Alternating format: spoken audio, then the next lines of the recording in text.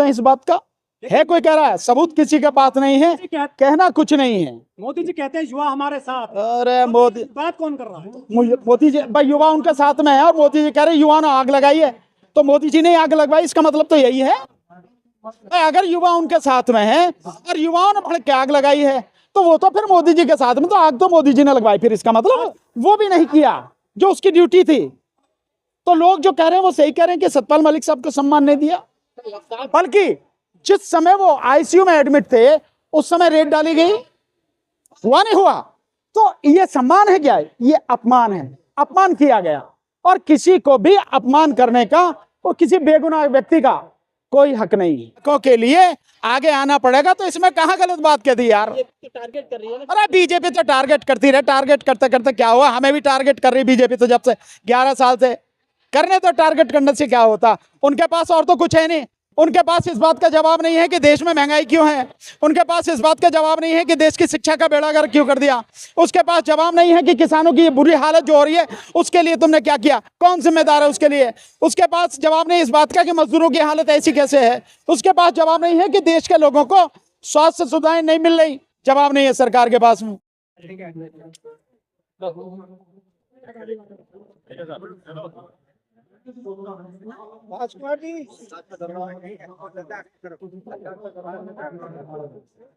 Sir लोग कह रहे हैं कि जो नेपाल में भड़की थी, जो चिंगारी भड़की थी युवाओं की, वो लद्दाख पहुंच गई है मणिपुर के रास्ते, बिहार के रास्ते होते हुए। पूरे मामले को किससे देखते हैं आप? ये तो हर एक का अपना अपना ऑब्जर्वेशन है, किसको कैसे लगता है कि कौन सी चिंगारी कहां से कहां पहुंच गई है। ये हर किसी का आकलन करने का अपना तरीका है।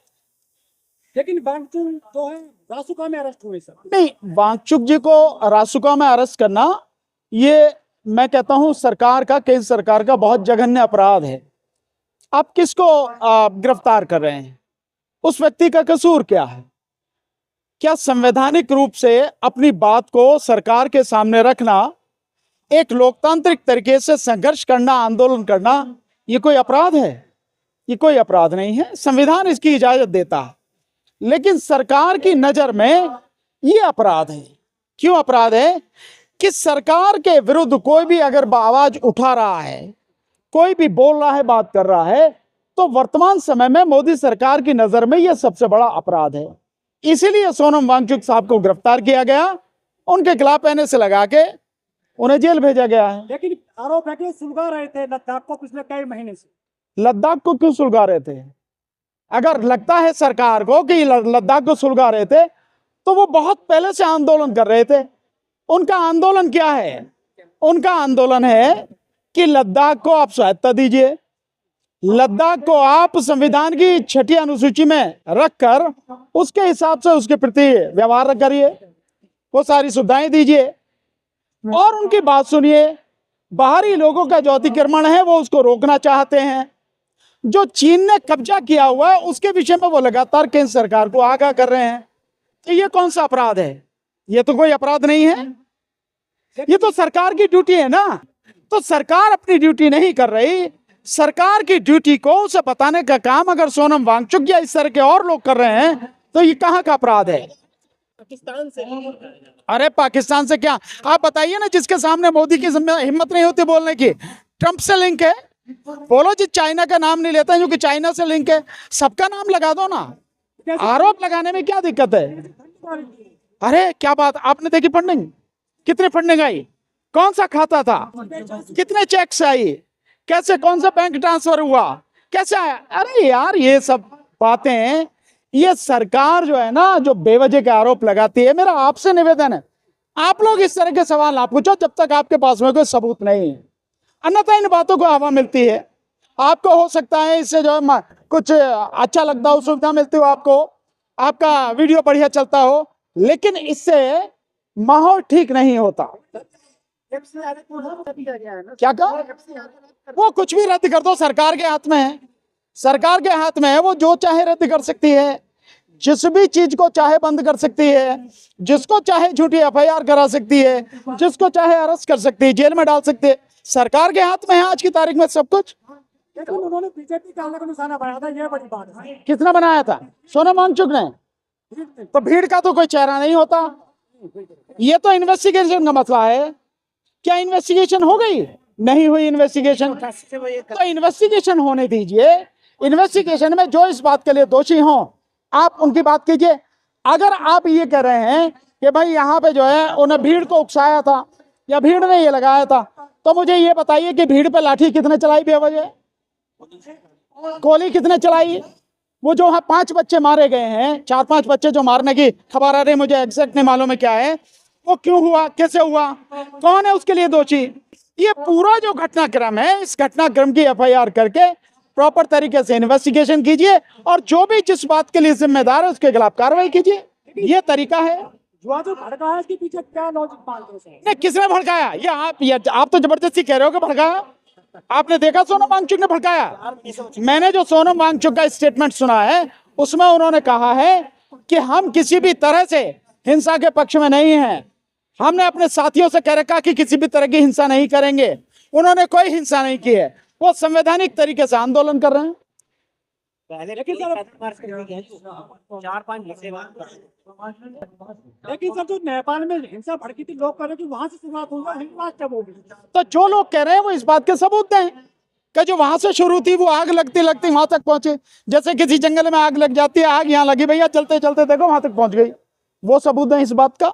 है कोई कह रहा है? सबूत किसी के पास नहीं है, कहना कुछ नहीं है। मोदी जी कहते हैं युवा हमारे साथ। अरे मोदी, बात कौन कर रहा है? मोदी जी भाई, युवा उनके साथ में है और मोदी जी कह रहे युवा ने आग लगाई है, तो मोदी जी ने आग लगवाई, इसका मतलब तो यही है।